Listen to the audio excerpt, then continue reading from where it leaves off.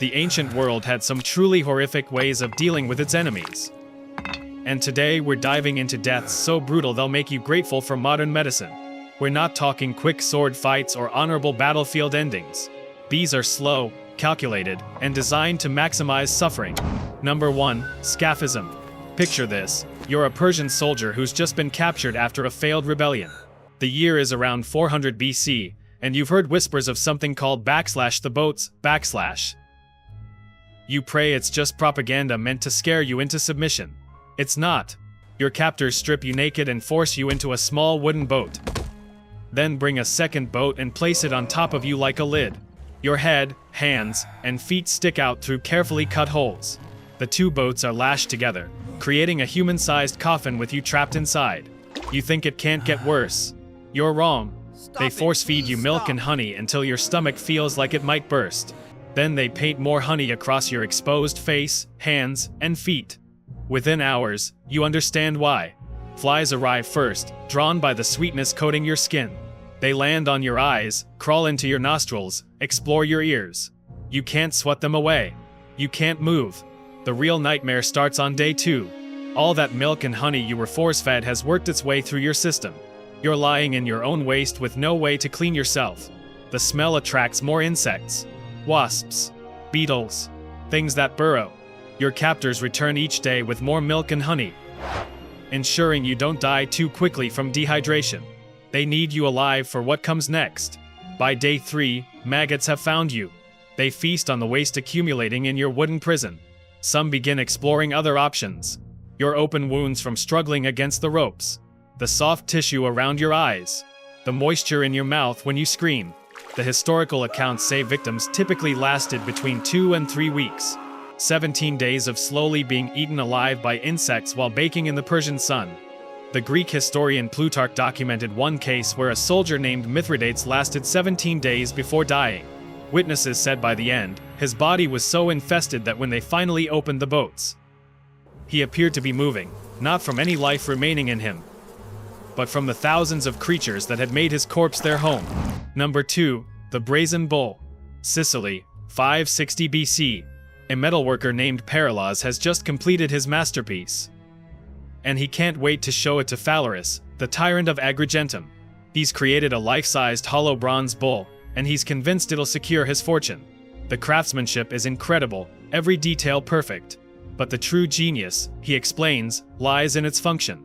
Paralos demonstrates how the bull's design includes a door in its side. A person, a criminal, he suggests, would be locked inside. Then a fire would be lit beneath the bull's belly.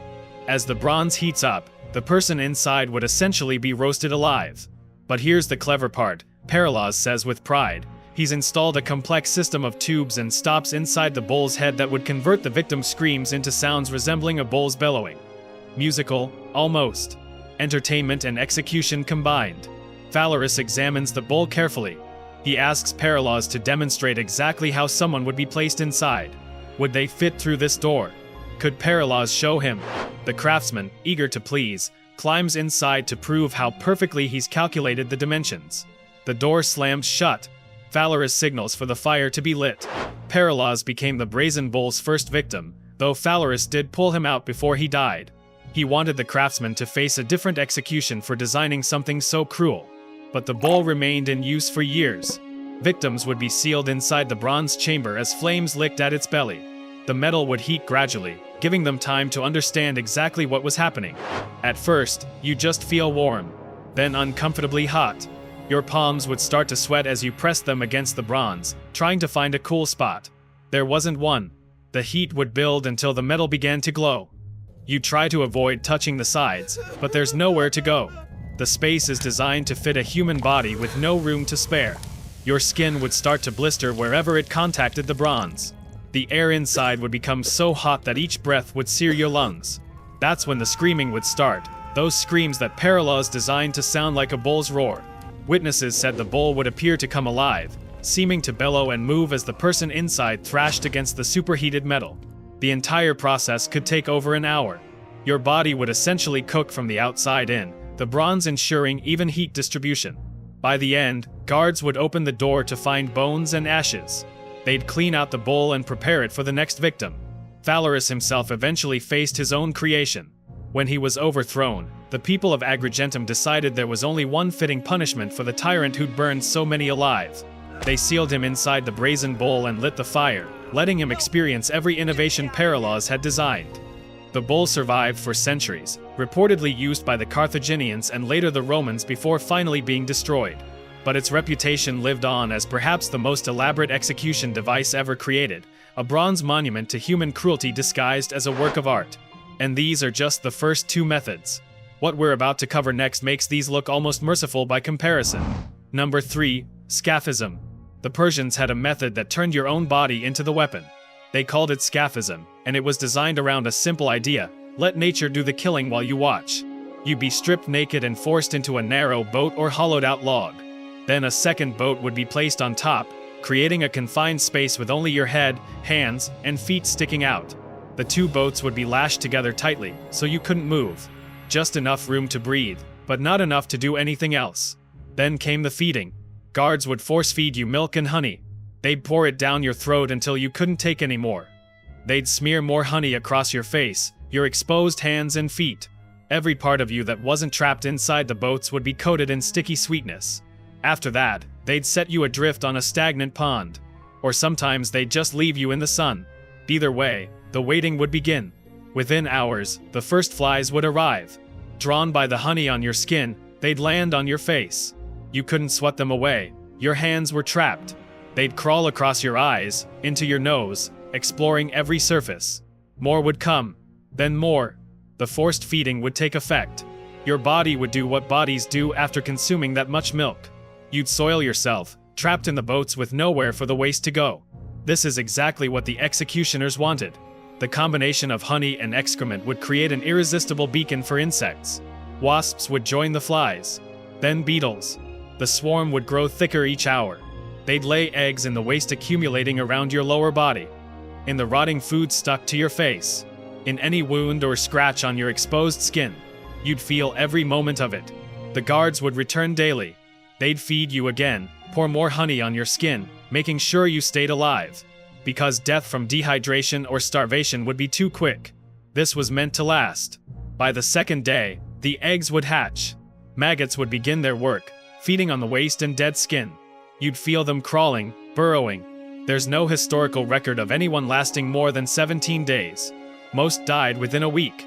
Your skin would start to rot from the constant moisture and insect activity.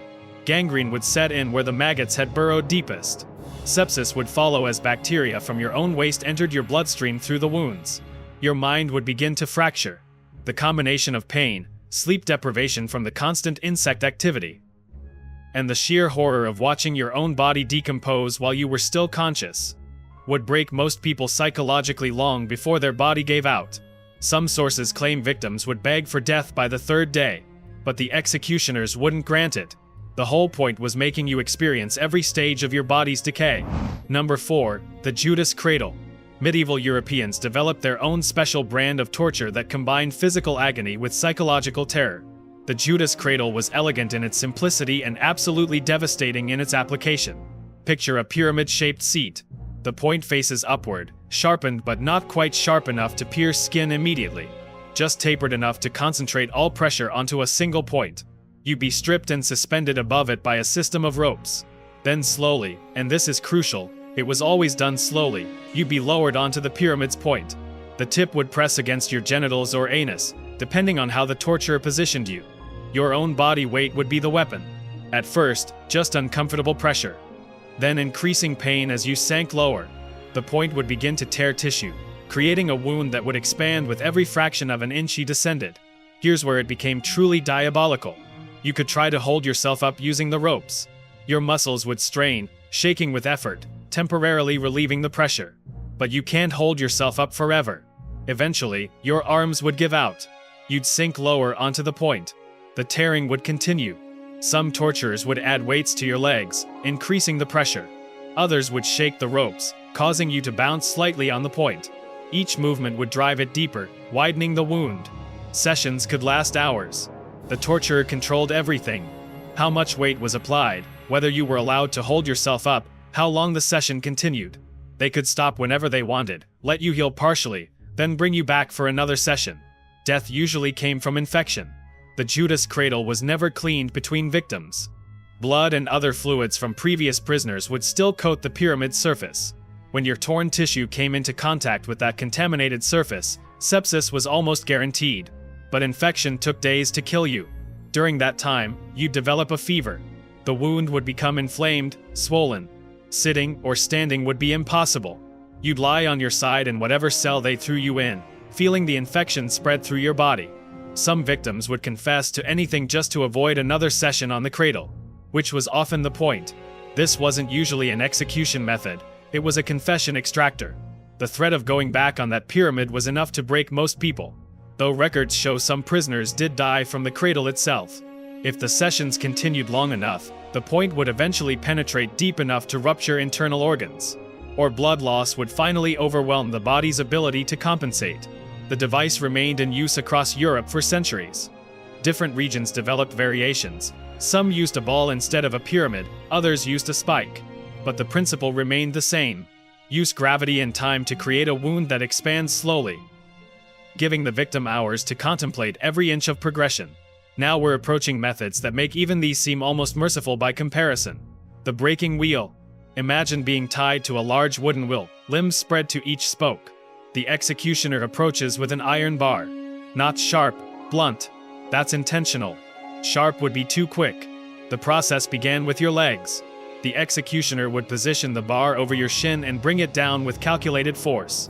Not enough to kill, just enough to shatter the bone completely. The crack would echo across the town square. Splinters of bone would pierce through muscle and skin. Your screaming would start immediately. Then the other shin. Same methodical strike. Same sickening crack. Both legs now useless, bones jutting at grotesque angles. But the executioner wasn't finished. Not even close. Moving up to your thighs, the process repeated. Femurs are the strongest bones in the human body. Breaking them required more force. The executioner would sometimes need multiple strikes. Each impact would send shockwaves through your entire body. Your brain would be screaming for unconsciousness, but they'd calculated the strikes to keep you awake. Next came your arms. Forearms first, then upper arms. 8 major limbs, each systematically destroyed. The entire process could take an hour. Every strike precisely measured to maximize pain while preventing death. Your body would be a broken mess, but your organs remained intact. Your heart still pumping. Your lungs still breathing. That's when they'd weave your shattered limbs through the wheel spokes. Your broken bones would bend in ways bones should never bend. Jagged edges would grind against torn muscle. Then they'd hoist the wheel upright and mount it on a pole for public display. You'd hang there, still alive, broken limbs threaded through the spokes like some grotesque decoration. Death could take days. Exposure, dehydration, or shock would eventually finish what the iron bar started. But until then, you'd remain conscious. Birds would sometimes land on the wheel, pecking at exposed wounds. The sun would beat down, or rain would pour, and you couldn't move to find any comfort. Some executioners showed mercy by crushing the victim's chest at the end of the breaking, causing a quicker death. This was called the coup de grace. But mercy wasn't guaranteed. It depended on the crime, the executioner's mood, or whether someone paid extra for a swifter end. The wheel was reserved for the worst criminals, traitors, murderers. Those who'd committed crimes so heinous that normal execution wasn't considered sufficient punishment. The public nature was crucial. These executions happened in town squares during market days when crowds were largest. Authorities wanted everyone to see what happened to those who broke the law. Children would watch. Vendors would sell food nearby. The breaking wheel was entertainment and warning simultaneously. Records described victims surviving for 2 or 3 days on the wheel. One account from Germany details a man who lasted 4 days, crying out for water that would never come.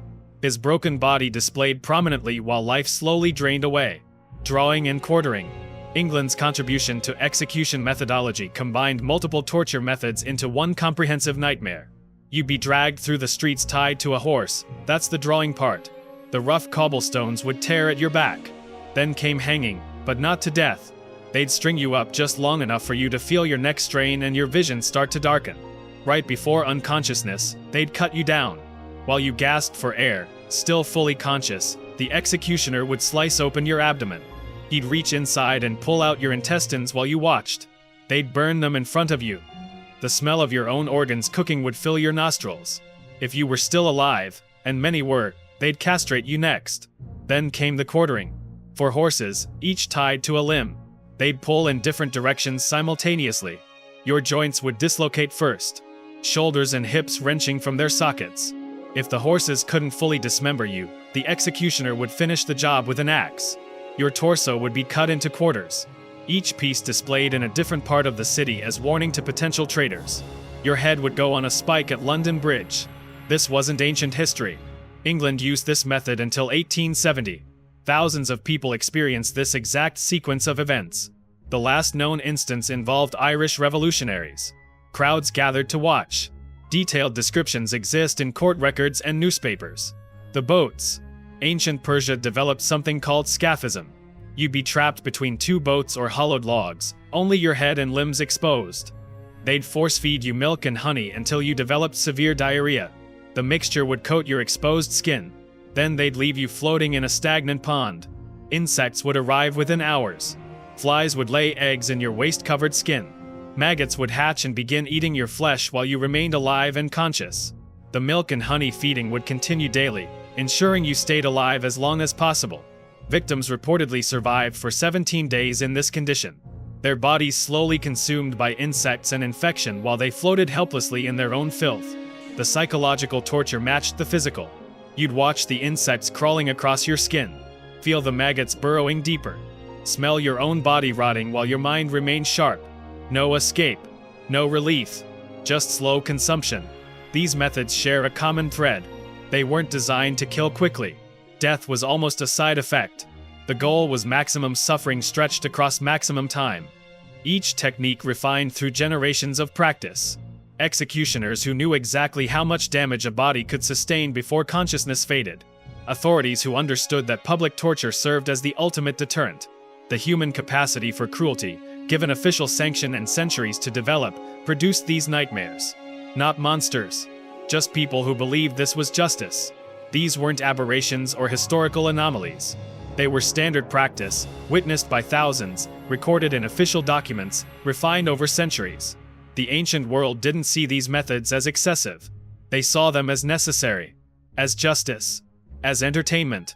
We look back in horror, but these executions happened in broad daylight with cheering crowds. They were part of normal life. The real terror isn't just what they did to bodies. It's how casually civilization accepted it all.